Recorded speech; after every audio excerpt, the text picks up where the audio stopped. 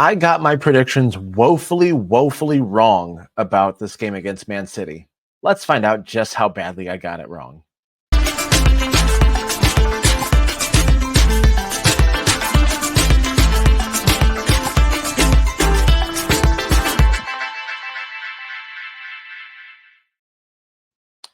Hello, everyone, and welcome to the Newcastle United Digest. My name is Adam Snyder, and in this episode, I will be talking to you about Saturday's draw against Manchester City. And yes, I did get things woefully wrong in my predictions, both in the starting 11 as well as the scoreline. And in this episode, I'll be talking about key moments from both the first and second halves. I'll give you my positional ratings out of 10, who I think my man of the match was, as well as the match on Tuesday against AFC Wimbledon. Now, before I actually talk about the match itself, let's address how badly I got my predictions wrong. First off, it was a 1-1 draw instead of my predicted 3-1 loss to Man City. And I also got some things wrong in the starting 11 as well. I predicted that Lloyd Kelly and Trippier would be on the wings with Cher and Burn in the middle. And Lewis Hall played instead of Lloyd Kelly. And in midfield, I thought that Sean Longstaff would play because I was predicting that Eddie Howe would just pack it in and just try to grind out a result somehow. And I was wrong. He played the starting three midfield that everybody has been clamoring for, which is Tonali, Bruno, Joelinton. And as you'll see later on, he nailed it. And my predicted starting three up top was incorrect, but that was because of an injury to Isak. His toe injury that was reported last week turned out to be a broken toe. He had an injection for the Fulham game last week, but he didn't train at all this week, so it was best in Eddie's eyes to just sit him out for this game. Now let's dive right into the first half, shall we? There have been two major criticisms that I've expressed over the past few weeks regarding Newcastle's first half performances. The first one is their quality drops after 15 or 20 minutes. Their passing, especially in midfield, and especially after that first 20 minutes, has been very careless.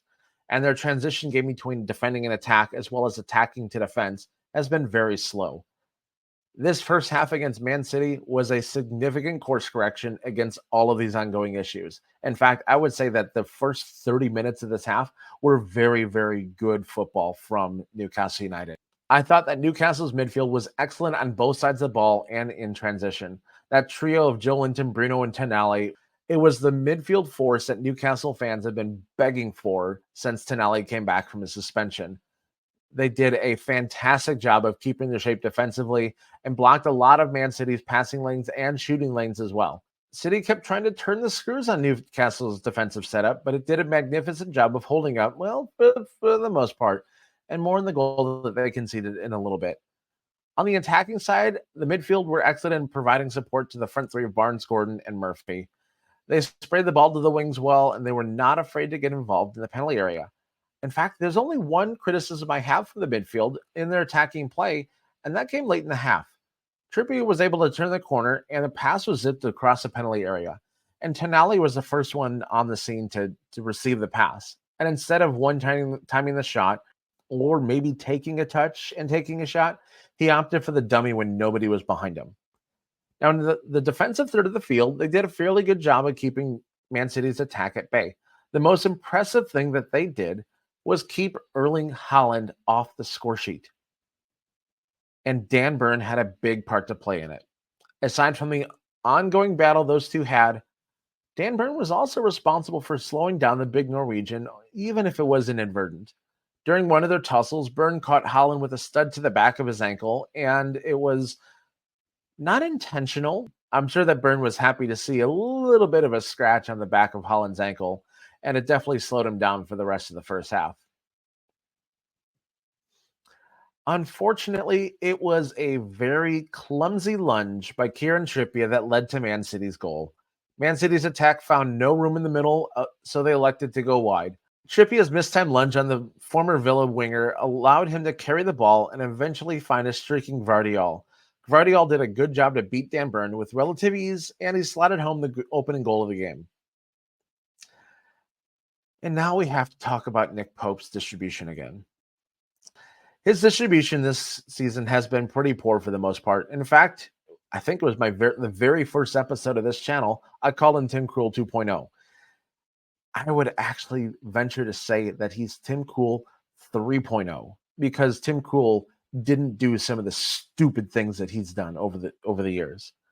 And it all stems back to just before the League Cup final, where he came off his line, tried to head the ball, and it said handle the ball because he screwed up so badly. There have been blunders and instances where he really should have stayed on his line or at least stayed in the box, and he chose not to. And this is one of those instances where he came way off his line to play a ball when he didn't have to, and then he flubbed the pass and almost got burned. The only reason that Newcastle didn't go down 2-0 at that time is because the ball fell onto Gundogan's feet. And Gundogan had an absolute howler of a game for Man City. He flubbed so many passes, so many shots, and it was really caught in defense a couple of times as well.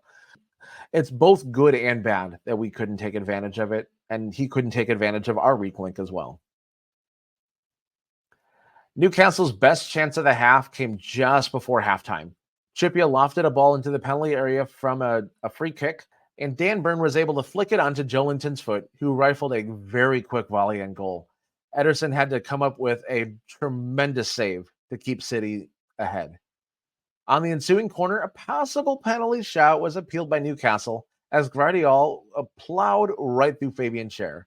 The referee, assistant, and VAR did nothing to intervene after the challenge, and the halftime whistle blew shortly afterward. This was not the only VAR shout that Newcastle had a legitimate gripe with, and two more of them came in the second half. Now, the second half saw the lads get really into the game, and they really took it to Man City from the get-go in the second half. It was almost as if they took their normal first half plan and just reverted it to the second half. Down the stretch, it was very clear that the defending champions were lacking the extra spark that Rodri and/or De Bruyne provided to that side. So there were some controversial plays that occurred, and only one of them went in Newcastle's favor. In the 54th minute, Jack Grealish deliberately elbowed Sandro Tonali in the stomach. VAR extensively reviewed the incident and ultimately deemed it not to be a red card offense. It's once again showing the inconsistency of rules being applied by the Premier League referees. Earlier this season, Fabian Schär was sent off for a headbutt in the Wolves game, and the argument was that the headbutt motion, regardless of the severity of contact, was deemed violent conduct. In this situation, the force applied by Grealish was much more than Schär's, and yet it was not deemed violent conduct because it was quote-unquote not seen as malicious. Give me a break. This is ridiculous that we're seeing this over and over and over again.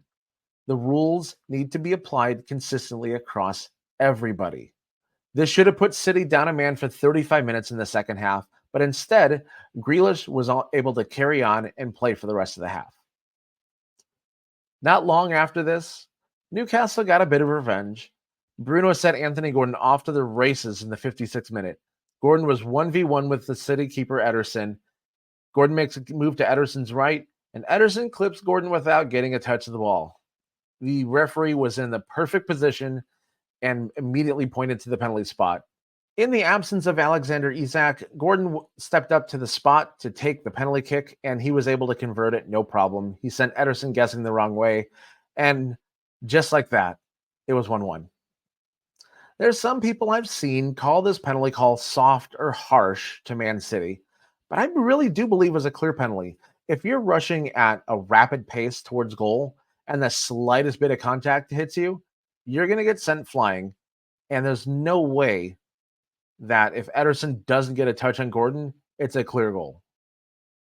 Now, after the goal, Newcastle kept the pressure on City and kept peppering their penalty area. On a long set piece, I couldn't remember if it was either Schär or Trippier who took the free kick.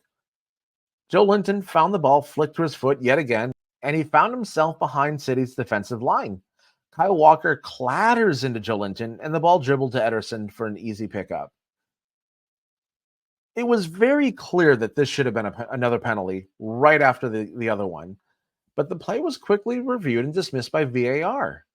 This call was even worse than the red card blunder for Grealish. The referee was in a very poor position to make the call in the first place, and I'm really baffled with all the camera angles that VAR officials have, how they deem Walker's challenge to be a clean one. He made no contact with the ball. The challenge was from behind and to the side, and the challenge was definitely not shoulder to shoulder. This is a textbook foul and a textbook penalty, and yet nobody saw it that way. I'm sick of seeing referees call a game differently in the middle of the field versus when you get to the penalty area. Apply the rules, apply the laws consistently across every single square meter of the pitch, regardless of who's going to benefit or regardless of the consequences. After these chances, the momentum swung back in favor of the visitors. They took their turns peppering Newcastle's goal where they really couldn't convert at all. The closest they got was an injury time when Pope came up with yet another top-notch save to deny Bernardo Silva from close range. This is a game that could have very well resulted in a win for Newcastle, but it's hard not to be satisfied with pipping a point in a contest that many Newcastle fans, myself included, had written off as a loss. Now that we've covered what I thought of the general play of the game, let's go down a little bit deeper and talk about my grades by each position. And we're going to start again with Nick Pope in goal. And I'm going to have to give him a 7 out of 10. The demerits once again come from Pope's poor decision making with the ball at his feet. His distribution was okay today, but one mistake where he passed the ball to Gundogan where he was 10 to 15 yards outside the penalty area really should have cost us another goal. And for defense, I'm going to give them an 8 out of 10. This is Newcastle's best defensive performance where they've not kept a clean sheet. The one mistake from Chippy on the City goal cost us the clean sheet. The error aside, the defense was immense in keeping us in the game when the pressure was on. Dan Burn led the battle against Erling Haaland, and it resulted in Newcastle being the first Premier League team to keep him off the score sheet this season. I was really worried this would be an issue without Sven Botman in the lineup, but Dan Burn stepped up once again to deliver an amazing performance. The wing play of both Trippier and Hall was excellent, aside from one errant pass from Hall directly to a City player. It's clear that Hall is much more settled in this side, and his play during this game showed it. And now let's move on to the midfield, where I give them an 8.5 out of 10. I think up until this game, Eddie Howe has been trying to figure out what his best midfield trio is going to be. And this weekend proved that it's Joelinton, Bruno, and Tonali.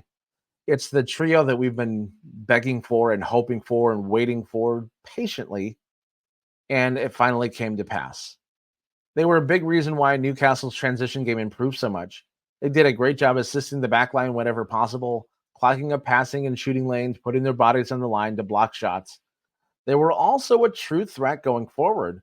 It was Bruno's pass that sprung Anthony Gordon off to the races for the penalty, and they did a great job of distributing the ball, especially Bruno, from side to side when they were switching in the attacking third. Now, the forwards, I'm going to give them a 7.5 out of 10. This may seem harsh, but realistically, aside from Gordon's breakaway, they really didn't do a whole lot to threaten the Man City goal at all. They had a couple of opportunities, but a lot of them were squandered. And there are a few instances where Anthony Gordon showed that he's really not an out-and-out striker, where he really needed to finish off his run to put himself in a prime scoring position, especially with a lot of passes that were in prime areas to just rifle a quick shot home. Crosses from Trippier on the ground, passes from Murphy on the ground. They just were able to zip right through the penalty area with nobody picking him up. And the majority of those times, it was Gordon not finishing his run. Now, set pieces was a massive, massive improvement this game. I'm going to give them a 9 out of 10. Two of Newcastle's best scoring chances came off of set piece situations. The volley that Joelinton had in the first half, that came from a free kick in the attacking third. The Kyle Walker penalty appeal on Joelinton came from a long set piece delivered from the Newcastle side of the center stripe. There was also another penalty shout with Guardiola and Cher. That also came off of a corner kick. The fact that they kept Man City scoreless on set pieces on the defensive side and were an absolute nuisance on the offensive side, makes this a 9 out of 10 game. And overall, when I take all those averages, it comes out to an 8 out of 10 game. After several weeks of frustrating, disjointed performances, Eddie Howe finally got everyone back on the same page, and I think he's found his most cohesive starting 11 going forward. If Newcastle was going to have a fighting chance against Man City this weekend, it was going to be a team effort that was a unit that acted like a unit and not three separate silos: defense, midfield, forward. Today, it was all just one unit and not the silos that we were used to seeing for the past few weeks. And I have to give my man of the match award to Big Dan Burn. Dan Burn was epic this game. His battle with Erling Haaland was amazing to watch all game long. He was once again a solid anchor for defense, and his height on set pieces going forward create a lot of opportunities for us. He even successfully applied pressure in the high press at one point in the second half. What wasn't this guy doing this game? So, for those reasons, I have to give my man of the match award to Dan Burn for this game. A couple of episodes ago, I talked about my preview for the AFC Wimbledon. What was supposed to be an away game is now a home game. I think those things stand. Wimbledon was supposed to host Accrington Stanley this weekend, but this was supposed to be a home game, and because they don't have a stadium to really play in right now, the game was postponed due to the damage. Because they're fully rested, I fully expect them to play their top squad in this game, despite the fact that they're sitting in a playoff spot in League Two. But I do think Newcastle's going to take the opportunity to rotate the squad a bit and give some of our top stars a rest. Even with some of the fringe players and potentially some U23s playing, I can see us beating Wimbledon on Tuesday. It might be close, but I think we'll still squeak it out. And if we do beat Wimbledon on Tuesday, our reward for that is to play Chelsea at home. Yay! An actual drawn home match. What a novel concept. Here is my predicted starting 11 for the game. In goal, I think you'll see either Martin Dubravka or John Ruddy. In defense, you'll see Tino Livramento, Emil Kraft, Dan Burn, and Lloyd Kelly. In midfield, we'll see Longstaff, Willock, and either Bruno or Tonali. I don't think we'll see both of those get a rest, but one of them will definitely play. And up top, I think you'll see Asula, Almiron, and Sanusi. I'm really hoping that Sanusi gets a shot at this game because I want to see him playing with some of the first team players and see what he can do in a cup situation. And that will do it for this episode of the Newcastle United Digest. I hope this was an enjoyable one for you, and I will be back on Wednesday after the League Cup match against AFC Wimbledon to talk about how things went, as well as preview our game at Everton on Saturday. So if you are not a subscriber yet, please be sure to hit that subscribe button below and also hit the bell to be notified when new episodes drop on this channel. Once again, my name is Adam Snyder. This has been the Newcastle United Digest. And until next time, ahoy the lads. Bye for now.